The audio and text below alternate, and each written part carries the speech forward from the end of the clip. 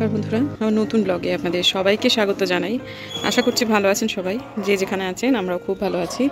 দিনহাটা আর একটা নতুন ব্লগে আপনাদের সবাইকে স্বাগত জানাই। যে যে জায়গায় যে যে গাছগুলো পোতা হবে সেই সমস্ত জায়গাতে রাখা হয়ে গেছে। আমি আর টব এখানে রাখছি না। এটা হচ্ছে হাজারি জবা, এটা পোতা হবে এইখানটাতে। আমাদের গোলাপি জবার বদলে আর একটা অন্যরকম জবা দিয়ে দিয়েছে, কিন্তু মা এটাকে ফেরত পাঠাতে নারাজ। এটা গোলাপি জবা, অর্থাৎ আমার শিলিগুড়ি বাড়িতে যে জবাটা আছে সেটা নয়। এটা কোথায় লাগানো হবে এখনও পর্যন্ত ঠিক হয়নি, তবে নিচেতেই হবে, এটা মোটামুটি নিশ্চিত। আর যে গাছগুলো যেখানে হবে, এখানে পোতা হবে হচ্ছে গোলাপি আলামন্ডা, সেটা জায়গাটায় রয়েছে এটা। আর ওইখানটাতে স্থলপদ্ম, এবং সেই স্থলপদ্মটা কিন্তু ছিল, মা দিল্লি গেছিলেন দিদির কাছে, তখন ছিল গাছটা, এসে নাকি দেখেছেন গাছটা নেই, মরে গেছে। সেটা আজকে পোতা হবে না কালকে, সেটা দেখা যাক কি হয় না হয়। আর একটা সাদা জবা গাছ, সেটা মা বলেছেন এইখানটাতে তুলসী মঞ্চের পাশে এই জায়গাটাতে দিতে। এটাও যে আদৌ সাদা জবা হবে কি না সেটা সন্দেহ হচ্ছে। পাতা দেখে আমার খুব একটা সাদা জবা মনে হচ্ছে না, কিন্তু যাই হোক একটা জবা, কোনো একটা কিছু তো হবে।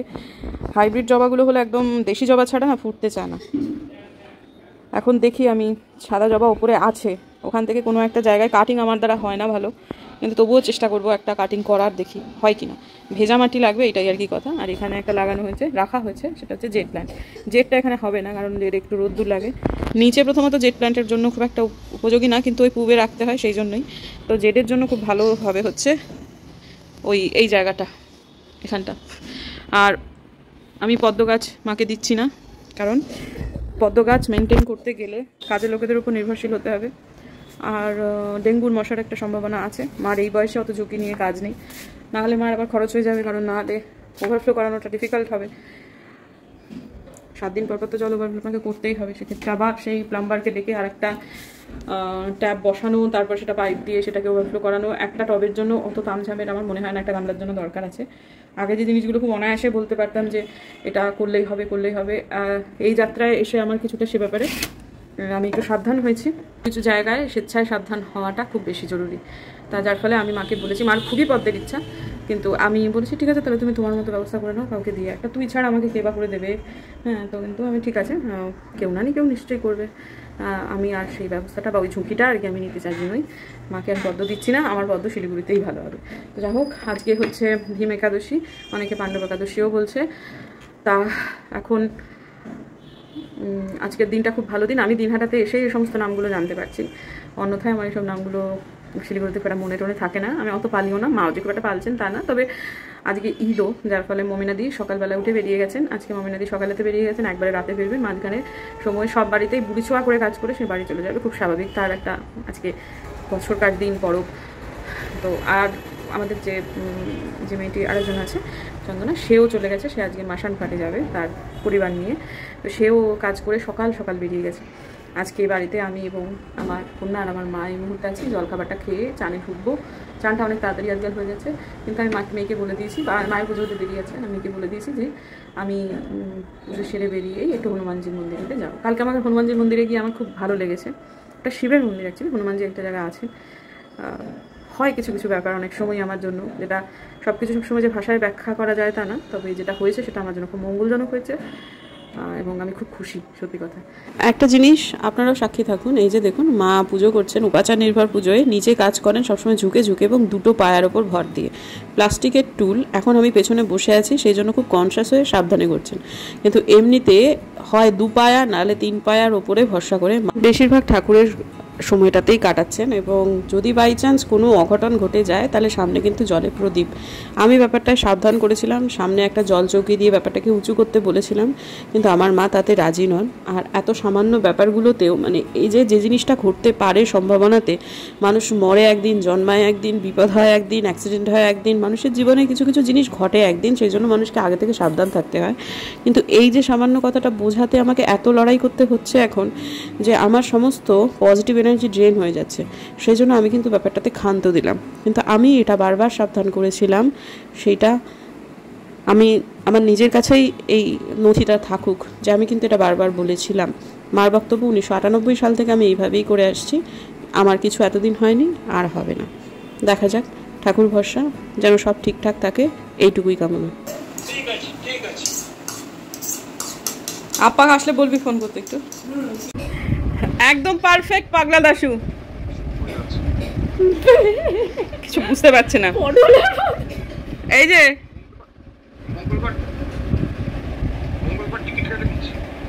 দুপুরবেলায় যেতে পারলাম না, মাথা ব্যথা করবে আজকে, মাথাটা আমার গাটা কেমন একটা গুলোচ্ছিল, সেজন্য আর দুপুরবেলা যাইনি। তখন ভেবেছিলাম তখনই চলে যাবো। স্নান করে উঠে কেমন একটা যেন লাগছিল শরীরটা, গাটা ঘাটছিল। তা এখন আমাদের দুপুরবেলা খাওয়া দাওয়া কিছু হয়নি। মা বললেন বিকেলে যেতে, বিকালেতেই যাব। অনেক বড় একটা কাজ হয়ে গেল আমার মায়ের। যাই হোক, ঠিক আছে। আমার মেয়ে খুব খিদে পেয়েছে, আমার মা খবর করতে করতে আমার মেয়েকে খেতে দিচ্ছে। আয় কোনায় বাড়ির প্রসাদ দেখো, ঠিক আছে, ঠিক আছে। আর আমাদের যে কি বলে ওর নাম কি, মাকে দেখাতে পারছি না, মাকে দেখানোর মতো অবস্থায় নেই। যেটাকে কি বলে বলো না মা, মাসান বাবার প্রসাদ দিয়ে গেছে আমাদের চন্দনা এসে। প্রসাদটা দাও তো। ওটা মাসান বাবার বিশেষত্ব, মানে এমন অবস্থায় মা থাকে না বাড়িতে, দিনহাটার বাড়িতে, বলার মতো না। হ্যাঁ, ওটাই ন্যাচারাল। এই যে এটা হচ্ছে দই চিড়ে, মানে মাসান বাবা হচ্ছে শিবেরই তো ইয়ে না। হ্যাঁ হ্যাঁ হ্যাঁ। তা কিন্তু যে ওই যে যেটা আর কি লোকদেবতা, মানে এখানকার লোকায়িত যে রূপ আর কি বলবো, কথা খুঁজে পাচ্ছি না, আমার খিদে পেয়েছে এখন। যাই হোক, সেই রূপে পূজা হয়। সুতরাং এখানে তো মাসান বাবা কুচবিহার, জলপাইগুড়ি এই জায়গাটাতে বাইরে গিয়ে দেখাই, এই রূপে পূজিত হন উনি। মাসানপাটে আমি গেছিলাম, আমার ব্লগও আছে। তবে মাসানপাটে পুজো দেওয়ার জন্য এমনিতে সেই সময়টায় তো জ্যৈষ্ঠ মাসে উনি খুব বেশি পূজা পেয়ে থাকেন, বিশেষত্ব আছে সেই জন্য। তো এখানকার মানুষদের জন্য যেটা সুবিধাজনক প্রসাদ হিসেবে সেইটাই তিনি গ্রহণ করেন, সেটা হচ্ছে দই চিড়ে, মানে এই সময়টায় যেটা খেলে পেট ভালো থাকবে, কারো পেট খারাপ হবে না সেটাই। আর গরিব মানুষের জন্য হচ্ছে বিচে কলা, এগুলো হচ্ছে বিচে কলা আর গুড়। এটা হচ্ছে মাসান বাবার বিশেষ প্রসাদ, এবং এই মাসান বাবার প্রসাদই এখন এই মুহূর্তে আছে। ওরা এসেছিল, একটা কদমা মতো আছে ভেতরে, সেটাই। এক এক জায়গায় এক এক রকমের ভাবে, মানে একেবারেই মানে অন্তর্জ শ্রেণীর মানুষেরা যেটা অনায়াসে দিতে পারবে, তারা পুজোতে পার্টিসিপেট করতে পারবে, নিজেকে হেয় মনে করবে না, ঠিক সেরকম পোলাও রাজভোগ এইসব পুজোতে খুব একটা বেরাজ্যিতে আসে না। এই বিচে কলা যেটা আমাদের এখানে খুব বেশি হয়, ঢেকি ছাটা চিড়ে যেটা বেশি হয়, সাদা রঙের দই, দোকানের দই না, অর্থাৎ গড়ে পাতা দই, দুধ তো পাওয়া যায়, দইও পাতা হয়, সাথে গুড় আর মিষ্টি টাইপের কিছু একটা, সেটা না দিলেও চলে। কিন্তু মিষ্টিটা না দিলে যেহেতু খাওয়া যায় না, তাই গুড় হিসেবে ব্যবহার করা হয়, বাতাসাটা দিলেও হয়, না দিলে হয়। এটা দেখছি কদমা দিয়েছে একটা। তো এটা খেয়ে এখন আমাদের এমনিতেই শনিবার, তো যাই হোক, এটা খেয়ে তারপরে এখন একটু খেতে বসবো। কিন্তু টক তো খুব খিদে পেয়েছে, কোনো অসুবিধা নেই, প্রসাদ ঠিক আছে, কোনো অসুবিধা নেই। তখন যদি একটুখানি শরীর অগ্রাহ্য করে বেরিয়ে যেতাম তাহলে হতো, কারণ মা এখন ঘুমাচ্ছে, টুকুর ঘুমাচ্ছে, আর ঘরে তো কেউ নেই যে দরজাটা বন্ধ করবে। আর বাইরে থেকে তো আমি তালা দিয়ে যেতে পারবো না, কি করব জানি না। আমার মনে হচ্ছে মার এই সময়টাতে ঘুমে কোনোভাবে ব্যাঘাত ঘটলে মার শরীর বড্ড খারাপ করে। ম্যাক্সিটা একটা মায়ের নাইটি ছাড়তে বাধ্য হলাম, কারণ আমার মার খুব বেশি একটা নেই, অল্প আছে, কিন্তু ধরুন তাও ওই শখানেক কি, তাও তো হবে না কি। ওই মা লক্ষ্মীর ভাঁড়ে টাকা জমানোর যে অভ্যেসটা, সেটা বেশি দিনের নয়। তো একটা লক্ষ্মীর ভাঁড় ভেঙে গেছে, ছোট্ট একটা ভাঁড়, সেটাতে আসলে কয়েন এত নোংরা হয় না, তা সেটা ওই কয়েনগুলো সব বাছছিলাম, বাছাতে হাত একেবারে কুটকুটে কালো। তারপরে ম্যাক্সিটাতে লাল ম্যাক্সি বোঝা যাচ্ছিল না, কিন্তু যেটা নোংরা হচ্ছে ধরে দিতে হলো। তা ওইটাই আসলে একটা বড় কাজ, যেটা মার হয়ে গেল। মা বলছিল তোরা আসলে ওটা একটু করে দিস। তো ওই সময়টা খুব ভালো লাগে দেখতে, কিন্তু পিসমশাইদের বাড়িটা এতটা উঁচু হয়ে গেছে যে আর ওদিকগুলো দেখা যায় না। ওই যে পিসি, ওই যে পিসি, কি সুন্দর শহরাঞ্চলে এরকম একটা উঠোন দেওয়া বাড়ি, ভালো লাগে দেখতে। এখন এই একটা দালান হয়ে গেছে, মানে তিনতলা বাড়ি, দোতলা বাড়ি, তিনতলা ছাদ আর কি। আর আমি একটা পরিকল্পনা করেছি জানেন, সেটা হচ্ছে যে মানুষের শহরাঞ্চলে মাটি থাকে না, আমাদের এই যে খাবার ঘরটার পেছনটাতে এই জায়গাটা জুড়ে অনেকটা মাটি আছে। যে গাছগুলো দেখছেন সেগুলো সব হচ্ছে আগাছা। এটা হচ্ছে পিসমশাইদের পাঁচিল, এটা হচ্ছে আমাদের। আমি বলছি এতখানা জায়গা আছে, মাটি আছে, গাছ লাগিয়ে দিলেই হয়। এই যে কার্নিশগুলো দেখছেন, এগুলো কিন্তু জানলা খুললে অনায়াসে হাত পাবে। হ্যাঁ, তো আমি ভাবছি এরকম জায়গাতে ওরা গাছ লাগিয়ে দিয়ে তবে চলে যাব। কালকে যাব আর একবার একটু গাছ কিনতে, যদি কড়ি ফুলের গাছ লাগানো যায়, মানে যেটাকে সাদা কড়ি ফুল আর কি, সেটা বাঁচবেও সুবিধাজনকভাবে, আর তাছাড়া হবেও প্রচুর ফুল, মা হাত বাড়িয়ে পারতেও পারবেন। কিন্তু কড়ি ফুলের গাছ ডাল পুতলে যেমন তেমনভাবে হয়ে যায়, সেক্ষেত্রে আর মানে গাছ কেনার কি মানে হয় জানি না। তা আমি এখন খুঁজতে এসেছি কড়ি ফুলের এখানে কোনো গাছ পাই কিনা। আর এই যে এই লঙ্কা গাছগুলো আগেরবার লাগিয়ে দিয়ে গেছিলাম, বড় হয়ে গেছে, লঙ্কা হয়েও গেছে, প্রায় সাঁঝ হতে যায়, কিন্তু তাও তুলবো।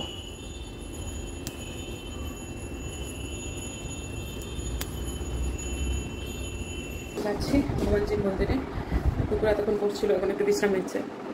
আর আজকে বাড়িতে বেশ ভরাট লাগছে, আমাদের যে পাশে যে ভাড়াতে আছেন ওর মা, বউ, মেয়ে সবাই এসছে, বাচ্চাটা একদম ছোটো, মিষ্টি একটা বাচ্চা এসছে।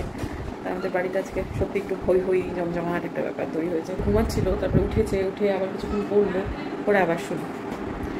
তো আমি আর দেরি করি না, মমিনাদি ঢুকলো, এটা হচ্ছে ও এখনও একটা আছে, এই যে কপুরদানি ধারেতে। আর একটা এই কপুরদানি নিয়েও একটা গল্প আছে।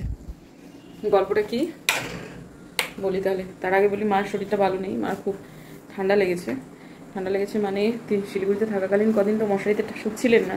এসে যেটা হয়েছে যে গরমটা খুবই পড়েছে এবং মশারিতে শোয়ার আবার পুনরায় অভ্যেস শুরু করেছেন। কিন্তু মায়ের স্পন্ডিলাইসিসের জন্য একটা সমস্যা হয়, সেটার জন্য মাথাটাকে ঢাকা দিয়ে সর্বক্ষণ দেখবেন আমার মায়ের মুখে গলায় মাফলার থাকে, গলাটাও বসে যায় আর একটু সামান্য কিছু হলে মাথাটাও ঘুরে যায়। তো সেজন্য মা সবসময় ওই কান মাথা ঢাকা দিয়ে থাকে। সেটাতে কি হয়েছে, রাত্রে কখন ঘুমিয়ে পড়েছে, ফ্যানের ভিতরে হাওয়াটা ভালো ঢোকেনি, ঘাম বসে একদম সর্দি লেগে কাশি হয়ে একদম বিচ্ছিরি অবস্থা আর কি। এদিকে মা ওই অ্যান্টি অ্যালার্জির যে ওষুধগুলো সেগুলো খেতে পারেন না, একবার খেয়ে খুব খারাপ হয়েছিল, তারপরে একটা ভীতি তৈরি হয়েছে, মা আর কিছুতেই ওসবগুলো খেতে চান না। একবার কর্পূরদানি আর ভীমসেনী কর্পূর দিনহাটায় কোথাও পাওয়া যায় না কোনো দোকানে, তা আমি খুঁজে নিয়েছিলাম, পাইনি। তা আমি অনলাইনে অর্ডার করেছিলাম, যখন অন ডেলিভারি দেওয়ার কথা তার আগে আমি শিলিগুড়ি থেকে দিনহাটা থেকে চলে গেছি। সেটাতে মা তখন কিছু বলেনি, কিন্তু এই অনলাইনে জিনিসপত্র আসলেই হয়তো সেটা এখন নিত্য প্রয়োজনীয় জিনিসই হতে পারে, কিন্তু মায়ের যেটা মনে হয় যে না এটা মায়ের কাজে লাগবে না, আমি যা দিচ্ছি সবই ফালতু, সবই টাকা নষ্ট, এটা অন্তত এইবারের মনোভাবে তো বুঝতে পারলাম। তা যাই হোক, তারপরে আজকে ওই ছোট্ট ভাঁড়ের টাকাগুলো বার করতে গিয়ে এটা হঠাৎ করে বেরিয়ে পড়লো, মা কাটেইনি। তা আমি বললাম যখন তুমি ব্যবহার করবে না তাহলে আমি নিয়ে যাই। তা আমরা থাক, মায়ের জন্য করেছি, তাই জন্য এত মশা এই ঘরেতে, স্পেশালি দুটো বাথরুমে বসে বাথরুম করা যায় না, মানে মনে হয় মশা তুলে নিয়ে চলে যাবে। আমি কি করেছি, দুটো ঘরে এই যে যেমন দেখছেন, এই দুটো ঘরে দুটো ভীমসেনী কর্পূর দিয়ে জ্বালিয়ে দিয়েছি। বিশ্বাস করবেন না বন্ধুরা, কিছুক্ষণের মধ্যে সমস্ত মশা চলে গেল, বাথরুম মশা শূন্য, ফ্লোর মশা শূন্য। তখন দিনের বেলা চলছে, একটা দুটো জানলা খোলা, মধ্যবর্তী দরজাগুলো সব খোলা, ফ্যানটা চালানো। হ্যাঁ, সারা ঘরে তো আমাদের তো ফ্লোরটা বড় বেশি নয়, 800 নয় পুরোপুরি স্কোয়ার ফিট, সিঁড়িটুকু বাদ দিয়ে। তা হয়ে গেল দুটো, না রে আমি আসি তারপর বসাস। তারপরেতে ওই আর কি একটুও মশা নেই, সেটা তারপরে আমি অ্যাপ্রিসিয়েট করছি। হ্যাঁ তাই তো, সত্যি তো, একদম মশা নেই, তাই তো শিলিগুড়ি বাড়িতে দেখে এসেছেন, কিন্তু নিজের বাড়িতে সেটাকে গ্রহণ করতে আমার খুব আপত্তি। ওটা ওরকমই করে রেখেছে। আমি জিজ্ঞাসা করলাম যে কী ব্যাপার, তুমি গজর করেছিলে না যে টাকা নষ্ট হচ্ছে এই অনলাইনে জিনিস এসে। বেশি তো নয়, দুটো জিনিসের দাম 200 আর ভীমসেনী কর্পূরের দাম 180। তা আমার চুপ করেছে, মানে সেটা করেছেন অন্তত বুঝতে পেরেছি। মানে যখন আমি কোনো কিছু নতুন ইন্ট্রোডিউস করাতে যাবো সেটা তার ভালোর জন্যই, কিছুতেই নেবে না, বেশ অ্যাপ্রিসিয়েট করবে। কিন্তু মধ্যবর্তী যে জার্নিটা সেটা কোনো দিন আমার খুব একটা সুখকর হয় না। ওপরেতে যে ভাড়াটে ওরা এসেছে, স্বাভাবিক ভদ্রলোক, পুলিশে চাকরি করেন, প্রচণ্ড বিজি। তো তার এখানে কাছেই কুচবিহারেতে বাড়ি, সেখানে তার মা চাকরি করেন, সম্ভবত স্ত্রী, আমি তো ডিটেলে জানি না, কিন্তু ওখানে তাদের বাড়ি, বাচ্চাটা স্কুলে টুলে পড়ে, মাঝে মাঝে ভদ্রলোক বাড়ি যান। তো তার জামা কাপড় বেশি হয় না, যে বাচ্চাটা এখন এসেছে এটা যতটুকু, তাদের 3টে তার আছে, তার মধ্যে একটা তার প্রায় শতচ্ছিন্ন হয়ে গেছে, যে কোনো দিন ছিঁড়ে পড়বে, নাইলনের তার। সেটা মমিনাদিকে দেখে বোঝা যায় না, ও কিন্তু সিনিয়র সিটিজেন। আর আমাদের আরেকজন যে রান্নার মেয়েটি, তার কিন্তু এগুলো কাজ নয়। আর মমিনাদিকে এই ছাদে উঠে তার দড়ি টাঙাতে ভালো পারেও না, ছোটোখাটো মানুষ না সে, ওকে তাহলে টুলের ওপর দাঁড়িয়ে ওই রেলিংয়ের ওপর, সেটা ওর জন্য ঝুঁকিরও, ও তো রীতিমতো ভার্টিগো আছে মমিনাদি। এই যে স্ট্যান্ডটা আমি অর্ডার দিয়েছি, এত বিরক্ত আজকে, এরপর থেকে মা বুঝবে কালকে থেকে যে ওটা কতটা জরুরি। বাকিরা বোঝা শুরু করে দিয়েছে, কালকে থেকে ওইটা খুব লাগবে রে দিদি, যে আমাকে বলছে লাগবে, আমি জানি তো এটা হবে, কিন্তু এই যে মাঝখানের সময়টা যে এত নেতিবাচকতা আমাকে মানে ঘিরে ধরলো। মা বাবা ছোটোবেলায় কেন, আমরা বড়োবেলাতে বা এখনও করছে, তাদের প্রেজেন্সটাই আমাদের কাছে খুব ইম্পর্টেন্ট। আমাদের নিজেদেরও জন্য মা বাবা, আমার বাবা মা তো প্রাণপাত করেছে, মায়ের কথা তো ছেড়েই দিন, মানে সেটা নিয়ে কোনো কথাই হবে না। হ্যাঁ, কিন্তু বয়সকালে আমাদেরকে করতে হবে তাদের জন্য, এটাই স্বাভাবিক। আগের বার যে ঘরটা ক্লিন হলো, বিশ্বাস করবেন না বন্ধুরা, 17-18 বস্তা বেরিয়েছিল শুধু ময়লা, যেগুলো ব্যবহার করার মতো নয়। তার আগের বার যখন এসেছিলাম মাথার কাছে ছিল একটা ট্রাঙ্ক, তার সে ট্রাঙ্কটা ছিল একটা বেঞ্চিতে, আমি শুনতে পাচ্ছি কুটুর কুটুর কুটুর কুটুর কুটুর করে, মানে ইঁদুর ভেতরে ঢুকে রয়েছে ট্রাঙ্কের ভেতরে। ভেতরে কী আছে মার মনে নেই, শুচ্ছি নাকে পচা গন্ধ। এই অবস্থায় একটা মানুষ থেকে গেলেন, আছেন বছরের পর বছর। একদিন তো গিয়ে আমাকে বলতেই হচ্ছিলো আর এটা চলবে না। তিনি পারেন না, কিন্তু তার কাজের লোকেদের তো কাজ করেই নিতে হবে। সে যে করানো কাজ, এই কাজটা করতেই হবে, তা সত্ত্বেও যে স্ট্রাগল। মাথার উপরে ঠিক এরকম তাকের ওপরে সমস্ত কিছু এগুলো, ওটার নাম কি বলে বলুন না, যে বাসনকোসনগুলো আমার শিলিগুড়িতে ভূমিকম্প প্রবণ অঞ্চলে আমরা মাঝে মাঝে কাঁপি, আর আমার মাথায় সারাক্ষণ করে এমনভাবে পুজোর বাসনগুলো রাখা রয়েছে ধার বরাবর, একটু যদি নড়ে যায় তাহলে মায়ের ওপর এসে পড়বে রাত্রেবেলাতে, কারণ মা ঠিক তার নিচে থাকে। সেখান থেকে যে দুজন জন্মনিশ নিতে হলো আমাদের, নিয়ে যে সেই যে ধুলোর মতো ওপর থেকে জিনিসপত্র পড়লো, কত জিনিস ফেলা গেল, হ্যাঁ, তারপরে ওপরটাতে স্তূপ হয়েছিল ধুলো, সেগুলো সব তো আগের ব্লগে আপনারা দেখেছেন আগেরবার যখন এসেছিলাম। তারপরে যখন ওটাকে সরিয়ে দিলাম, দরজার দিকে মানে দেওয়ালের দিকে ঠেসে দিলাম, অনেকটা স্পেস বাড়লো, তখন খুব পছন্দ। হ্যাঁ, আমার সত্যিই সুন্দর হয়েছে, অনেক সুবিধে হয়েছে। কিন্তু সেই যে কাজটা করতে যাব, তার মাঝামাঝি সময় আমাকে যে কিসের মধ্যে দিয়ে যেতে হয়েছে, সে কেবল আমিই জানি বন্ধু, আমিই জানি। এই যে খাবার ঘরটা, এটা এখন দরজাটা বন্ধ আছে, খাবার ঘরটা ঠিক মাঝ বরাবর ছিল প্রকাণ্ড বড় একটা ডাইনিং টেবিল। তখন আমরা বাড়িতে 4 জন ছিলাম, বাবা শখ করে বানিয়েছিলেন শিশু কাঠের। ওইটা এখন চলবে না ওখানটায়। আর এটা কী ভালো, তখন কী হয়েছিল, সাংঘাতিক স্ট্রাগল করতে হয়েছে আমাকে। কি না, অত বড়, যেটা তোমার এক তো হচ্ছে কর্নারগুলো শার্প, বা বাথরুম থেকে বেরিয়ে জায়গাটা কমে গেছে, বেসিনের সামনে দাঁড়ালে ইয়েতে ধাক্কা লাগে, কী বলে ওটার নাম, টেবিলেতে ধাক্কা লাগে, হ্যাঁ, তারপরেতে একটু বেশি অসুবিধে হলে এরকম করে ঘুরে ঘুরে যেতে হয়।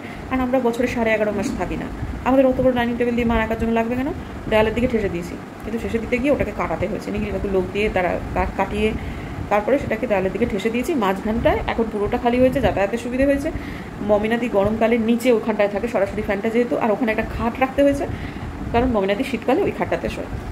কেন ওখানে রেখেছি, কারণ মা ওই বেডরুমটায় থাকে, দরজাটা খোলা থাকে, সামান্য কোনো অসুবিধে হলে আমি মমিনা বললেই শুনতে পাবে। এই যে সামান্য জিনিসটা, এটা আমি বোঝাতে পারছিলাম না। যা আছে তেমন থাকবে, যা আছে তেমন থাকবে। যখন হয়ে গেল তখন খুব খুশি, খুব খুশি, বাবা বাবা দারুণ দারুণ দারুণ। এই যে আজকে ছোটোখাটো ব্যাপারটা নিয়ে যে কর্পূরদানিটা সত্যি তোরে একটাও তো মশা নেই, বাকি সুন্দর গন্ধ। আমি তাই, তাহলে আগে তো তখন সেটা অ্যাকসেপ্ট করছিলে না, ফেলে রেখে দিয়েছে। হ্যাঁ হ্যাঁ, না এবার থেকে করবো। মাঝে মাঝে আমার যাত্রাপথটা খুব কঠিন হয়ে যায়, আমিও তো একটা মানুষ, তো ধৈর্য রাখতে পারি না, রাগারাগি করে ফেলি, তখন সবার কাছে হয়ে যায় আমি খারাপ। তো কেন করি সেটা আর কেউ বুঝতে চায় না। না, বার্ধক্য আসলে আমি কি জিনিস দাঁড়াবো, হয়তো বা এর থেকেও খারাপ কিছু একটা হবো। আজকে শনিবার, শিলিগুড়িতে যেমন রবিবার সব বন্ধ, দিনহাটায় তেমন শনিবার সমস্তটা বন্ধ থাকে। ও এখানে সামনে গোধূলি বাজার কালীবাড়িতে হেঁটে হেঁটেই যাওয়া যাবে অনায়াসে। গুঞ্জনটা খোলা আর সব বন্ধ, সমস্ত আজকে বন্ধ। এখান থেকে সামান্য দূরত্ব,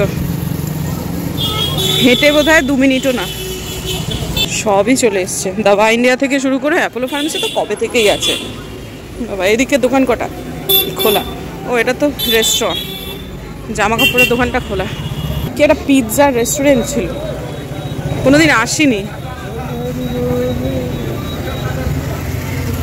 লাসি কিং, এটা হচ্ছে দিনহাটা গোধূলি বাজার SBI, যে এই পেছনটায় SBIটার পাশেই মন্দিরটা। ওই যে রেস্টুরেন্টটা, দেখি যদি কোনো ভেজ পিৎজা পাওয়া যায় টুকুরের জন্য। খুব ভালোবাসে পিৎজা খেতে। পিৎজা পয়েন্ট দোকানটার নাম। আর এই যে এটা হচ্ছে প্রত্যুষাটাও খোলা। আচ্ছা, এটা কয়েকটা দোকান খোলা দেখছি, ভালো। একবারে খাঁ করা শ্মশানের মতো ভালো না। এইটা হচ্ছে গোধূলি বাজারের মাছ বাজার, সবজি বাজার, মাছ বাজার। বাবা থাকাকালীন এখান থেকেই বাজার হতো। হ্যাঁ, এই দোকানগুলো বন্ধ, আর এদিকটা খোলা, ঠিক আছে, ভালো। রাত্রেবেলা তো সুন্দর মাছ নিয়ে আছে দেখি, ও মা দারুণ।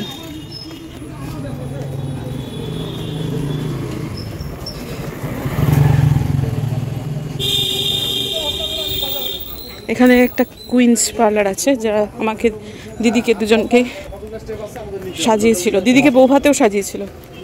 মুন্নাদি পার্লারটা কই কে জানে, এটাই তো ছিল বন্ধ। আর এই যে হচ্ছে গোধূলি বাজার কালীবাড়ি, গোধূলি বাজার নিত্য কালীবাড়ি, ও বন্ধ করে দিয়েছে। আজকে সমাগম কম। হ্যাঁ বন্ধ করে দিয়েছে। ঠিক আছে, এটা বোধহয় 8টা টাইম। ঠিক আছে, হ্যাঁ 7টা থেকে 9টা অফিসে যোগাযোগ। ঠিক আছে, দেরি হয়ে গেছে আমার, 8:20 বাজে। ঠিক আছে ঠিক আছে, 8টার সময় বন্ধ হওয়ার টাইম, জানতাম না আমি, একটা ভুল হয়ে গেল। ঠিক আছে, দেখি ভেজ পিৎজা পাওয়া যায় নাকি পেঁয়াজ ছাড়া। যাওয়ার তো কথা। খানা বেশ ভালো করেছে দেখি, আই লাভ দিনহাটা। ভেতরটা বেশ জমজমাট, বার্থডে সেলিব্রেট হয় জানা রইল, ভালোই লাগছে। ওদিকটায় অনেক গেস্ট আছে। এই যে হয়ে গেল পিৎজা পয়েন্ট। বাড়ি যাবো, কয়েকটা ওষুধ বিষুধ কিনবো, তারপর বাড়ি যাবো। হ্যাঁ ওষুধ কিনে তবে। খুশি হয়েছো মাম্মা? কেমন ব্যাপারটা দাঁড়িয়েছে দেখি তো, ভালো দাম বানিয়েছি। দেখ আগে খেয়ে দেখ। আমি খাবো না।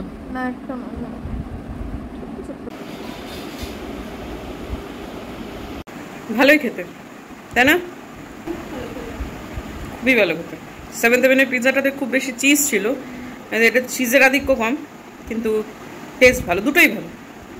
বাড়ির এত কাছে, এই যে জাস্ট এখানে দুপা গিয়ে। আজকে আমার একটা মন কিন্তু প্রথম থেকেই বলছিল যে দিনের বেলায় যদি আমি আজকে না যাই আমার আজকে হনুমানজির সঙ্গে দেখা হবে না, আমার এটা বলছিল। তারপর পাকে চক্রে এটা ওটা সেটা দেখা করতে একজন এলো, মানে এক মাসিমণি, তিনি এলেন। এইসবগুলো করে টোরে দেরি হলো, মানে মা ঘুম থেকে উঠলেন, তারপর মাসিমণি এলেন, কথাবার্তা হলো। মাসিমণি খুব বেশিক্ষণ ছিলেন না, তারপর চলে গেলেন। তারপরে এতে মমিনাদি ঢুকলো, তারপর আপনাদের সাথে কথাবার্তা বলে আমার 8টা বেজে গেল বেরোতে। আর আমি জানতাম না যে গদিরবাজার কালীবাড়ি 8টার সময় বন্ধ হয়ে যাবে। ঠিক আছে, কি আর করা যাবে। কালকে একটা জায়গায় আমরা যাচ্ছি, আমি মা টুকুর 3জনেতেই, একটু দূরবর্তী 25 কিলোমিটার দূরে একটা জায়গা, মানে একটু বর্ডার ঘেঁষা, কিন্তু কোনো সমস্যা নেই সেখানে। তো সেটা কোথায়, যেটা কালকে নিশ্চয়ই জানতে পারবেন। তো আজকে দিনের জন্য বিদায় নিচ্ছি বন্ধুরা। যদি আমার ভিডিও ভালো লাগে সাবস্ক্রাইব করবেন।